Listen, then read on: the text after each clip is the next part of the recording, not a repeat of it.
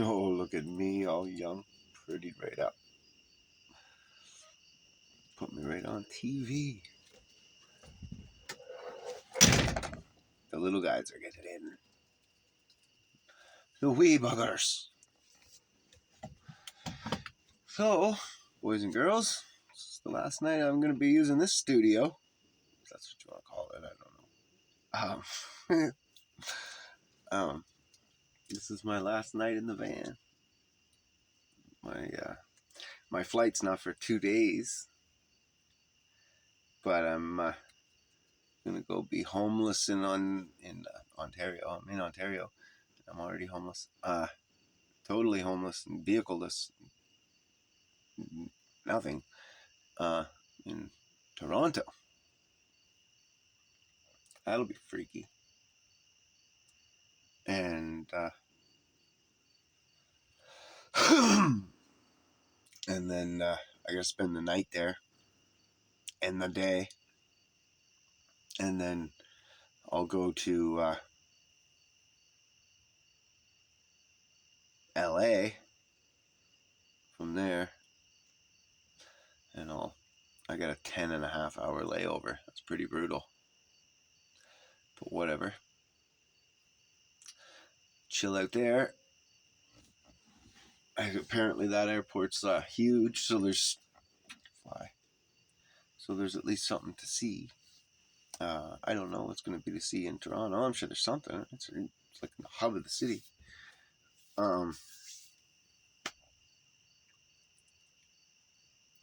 It's really sinking in today that it's real. Buggers. I got 'em. Really sinking in that it's real. It's unbelievable, really, how nervous I am. And they say that excitement and fear are the same emotions, but when you get the butterflies in your stomach, man, those little midgets are everywhere. You get the butterflies in your stomach like that, it's not the same as excitement. It's hard to tell yourself you're excited. But whatever. Push on. Keep on keeping on. So here I go.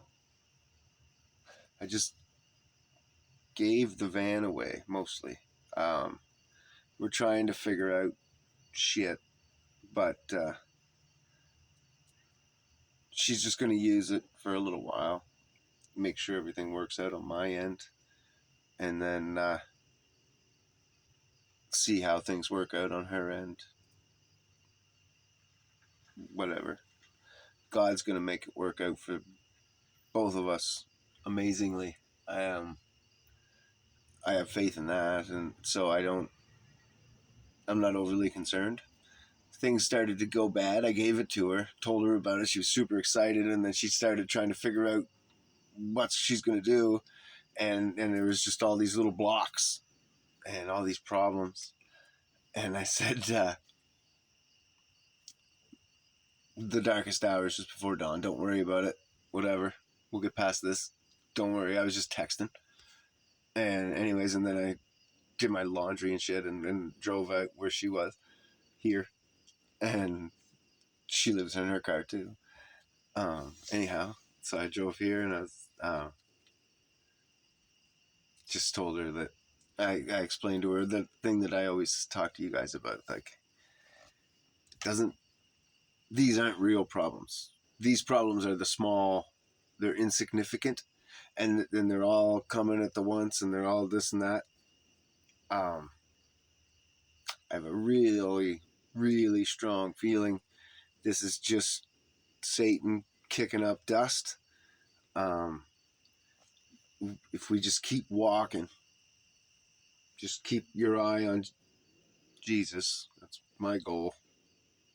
Trying to get hers to be the same. Anyways, keep on Jesus. Just walk, and we'll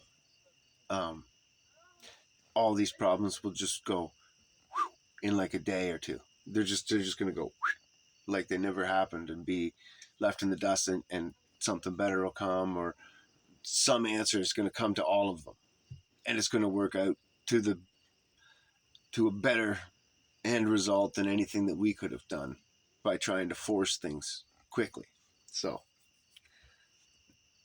and just came up with the plan that if things go wrong for a while, it could be months, whatever, here's kind of a workable plan, and whatever.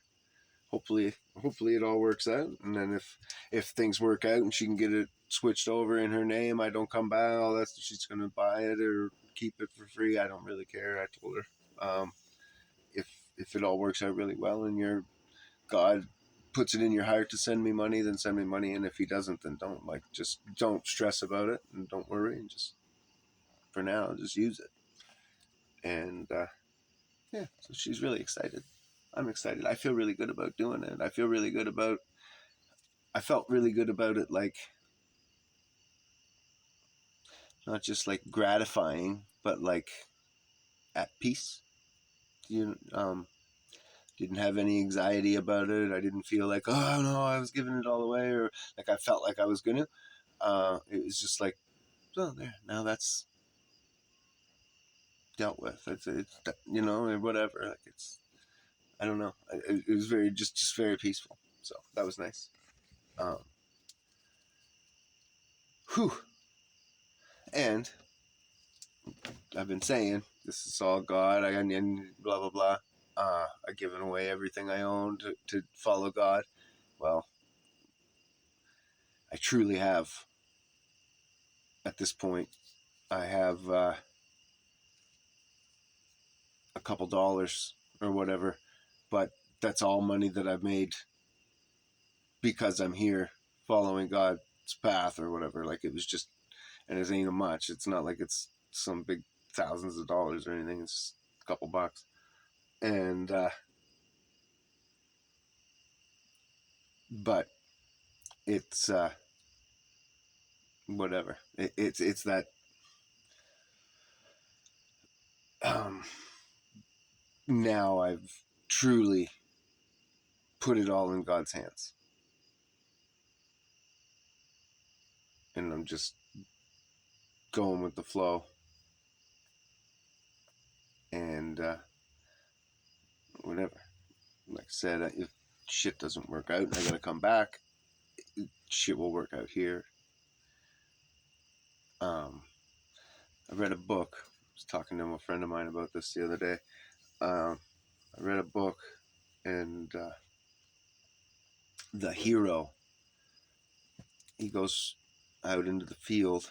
She's a shepherd way back in the day, and he sleeps in this spot, and he has this dream about going to Egypt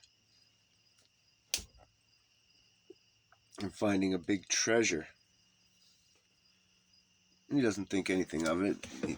He thinks it's weird because he's never seen the pyramids before, but the pyramids were in his dream. And anyhow, so he just forgets it. And then a year later, this is where the book takes place. He's in the same spot and he has the same dream.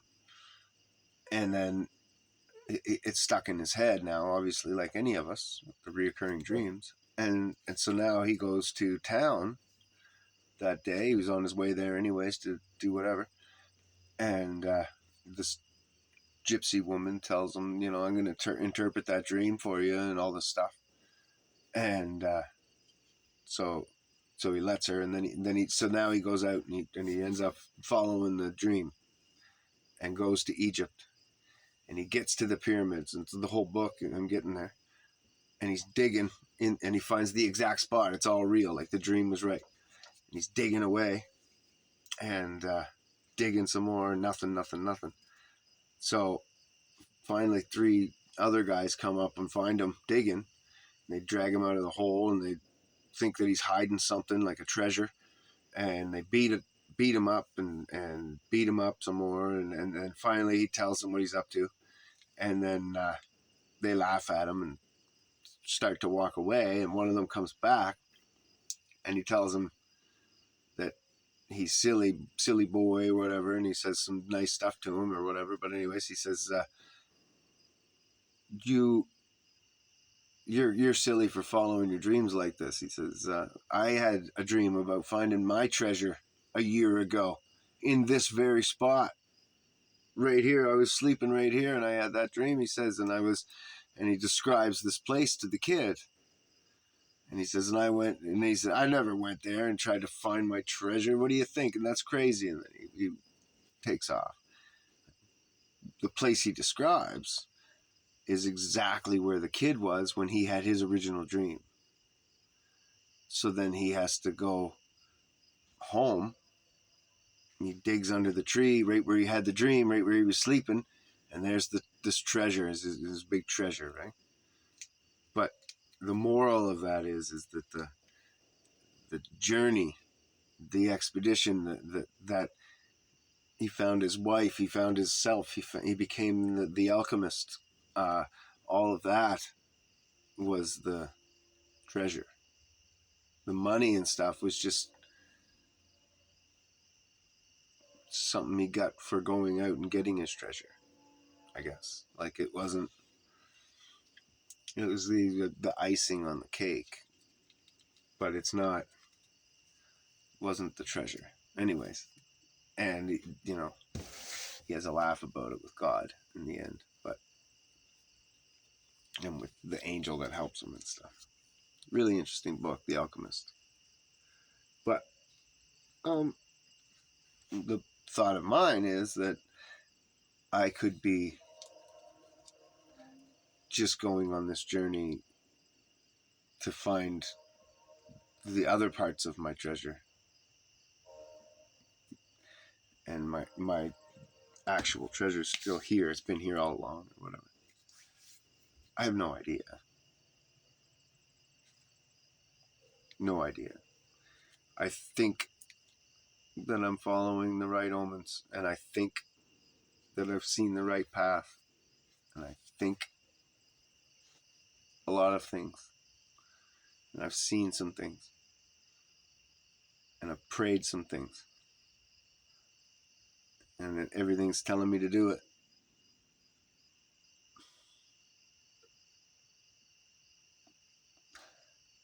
And the big part of it is, here's the other.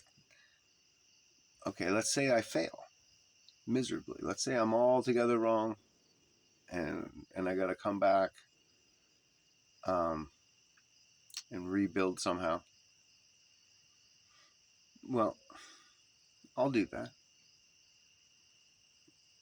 Whatever. I'll have gone to Hawaii, seen the world, experienced a bunch of stuff, and came back. So I just a win-win to me, I think. So that's the other reason that why not? As far as risk goes, well, there's risk in everything. When I invest on the stock market, there's a risk in there that I could lose it all. When I buy a crypto, there's a big risk there. Everything has a risk.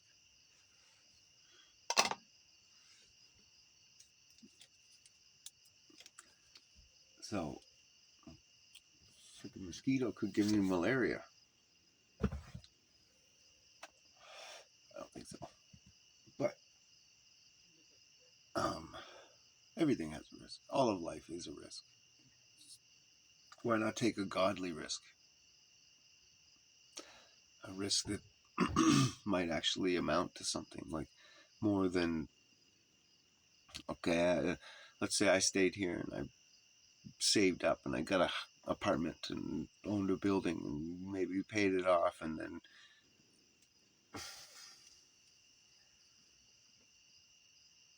die and leave it to my son. Maybe, but technically in the turmoil we're in, he probably couldn't do that. especially the inheriting anything to your children part. And then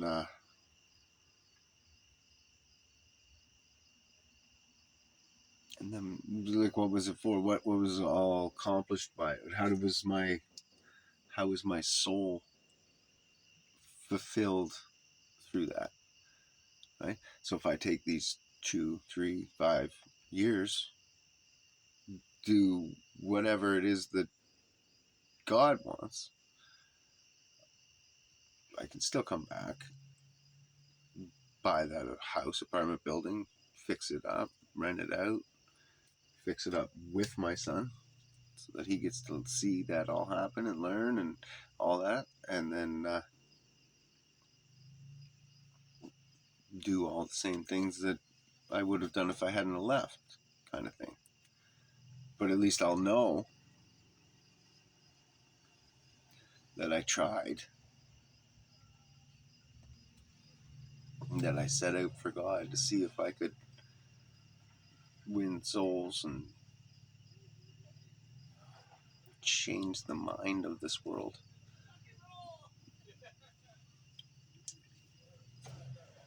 Some kind of new mindset than rock and roll.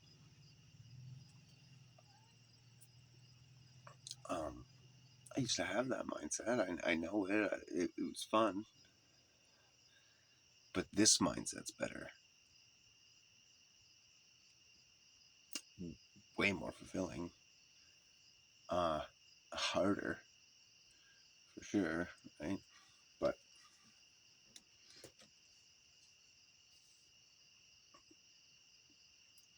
worth it. It's the long and short of it all. Anyhow, I'm going to let you go. Nice and quick. God bless. Please subscribe and like. Or unlike, if you thumbs down is just as good to me. I don't care. And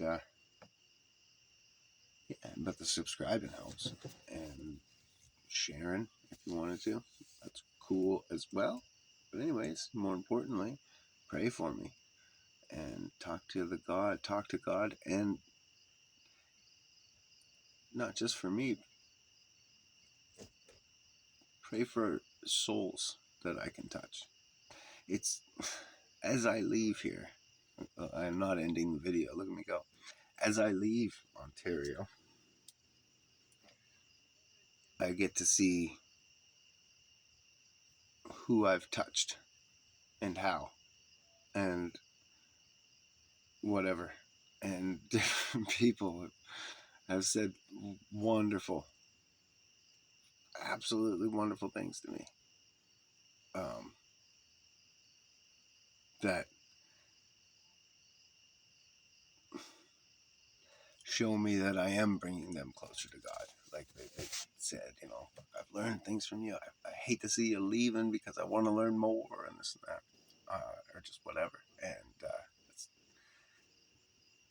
or good worker, or just this, that, all kinds of different little tidbits.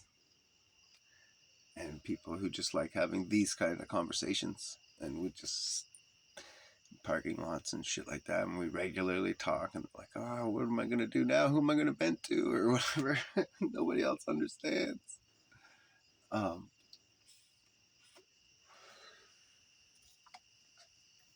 So I'm already slightly successful in my own right, I guess. So let's hope it. Pray for me that keeps going, and that I can win a few more before I come back, and then heal a whole bunch. That's my other big goal. If you're gonna pray for me, that I learn the knowledge and discernment of healing better, herbs and plants. Take my time to study all that shit and see the plants. Anyhow, God bless you. Have a great day. Love yous.